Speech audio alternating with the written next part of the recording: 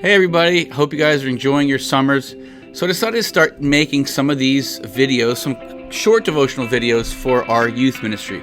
As I know, many of you guys are traveling all kinds of different places, so I figured this is a great way to at least encourage you and get you something good from the Lord. I know Allie and Emily are both at the beach right now as we speak, or maybe Emily is getting back sometime soon. I know Chris and Simon are traveling all over the place, and I know you guys have a lot going on, all of you, so I think this is an awesome way to encourage you. I want to answer one question for us today, and that question is, how do we stay close with God when life is busy? And this is something that unfortunately you're going to have to deal with your entire life.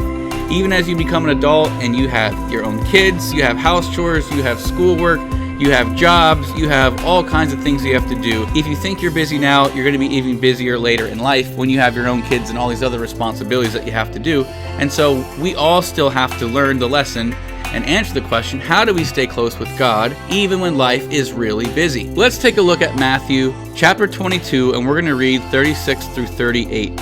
Teacher, which is the greatest commandment in the law? And he said to him, you shall love the Lord your God with all your heart, with all your soul, and with all your mind. This is the great and first commandment. What is the most important thing in your life right now? If you were to make a whole list of your top priorities and top most important things in your life, what would they be? Maybe you would say family, school, getting good grades. You might say being really good at a certain sport. You might say being a really good musician. You might say my boyfriend or girlfriend means everything to me. Or maybe you just really want to get really awesome at a certain video game so you can crush everyone online. Maybe those are your top priorities in life right now. But if you were to take all those priorities that you have, and you probably have many other priorities in your life as well, the most important one that we have should be over here. It's called loving God. And that should go right and plop it down on top of all the other things that we think are important or valuable. So when we take all of these things, Jesus Christ, loving God, has to be at the top. That is what it is to be a Christian, to follow Jesus Christ and to have God to be number one in our life. How do we love God? We love God by spending time with Him. Imagine if you had a mom or dad. I don't think any of your parents do this, but some kids do, and it's a horrible thing. Imagine if you had a mom or dad who they would tell you that they loved you, and they would say, I love you, so-and-so, I love you. But then every time that you wanted to go and spend time with them, and you said, hey dad, can we go throw the ball outside? Can we go play catch? Mom, can you take me to go get our nails done together? That'd be really fun. And every time you asked them to go do something fun with your mom or dad, they would say no, or they'd make an excuse. Or the only time they'd actually spend time with you is if they had nothing else going on at all. How do you think that would make you feel as their son or daughter? Pretty lousy, right? How do you think it makes God feel when we do that to Him? When we say, God, we have all these other things going on in our life, and if we get these things done, or if we feel we're satisfied over here, if we get time to it, we'll go to church. If we get around to it, we'll read our Bible and we'll pray to you, but only if all these other things are done first. How do you think God feels as our Father?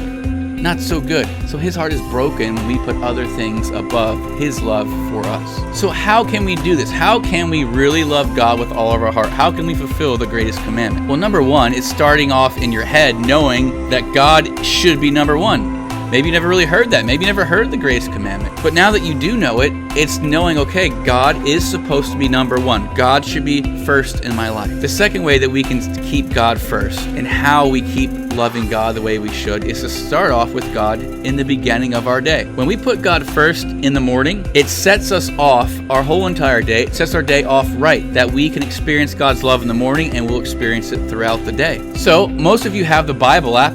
Before you even step foot out of bed, when you wake up and wipe all those eye boogies out of your eyes and the drool off your face, get your phone out. Why don't you open up the Bible app and take 5 minutes and read the Word. Read a chapter in the Bible, say a little prayer about your day, and start off right by loving God. Now, if you've made it this far in the video, I have a surprise for you. If you've actually listened to this and made it to the end here, if you text me right now and you're the first person to text my phone, I have a $20 gift card of your choosing.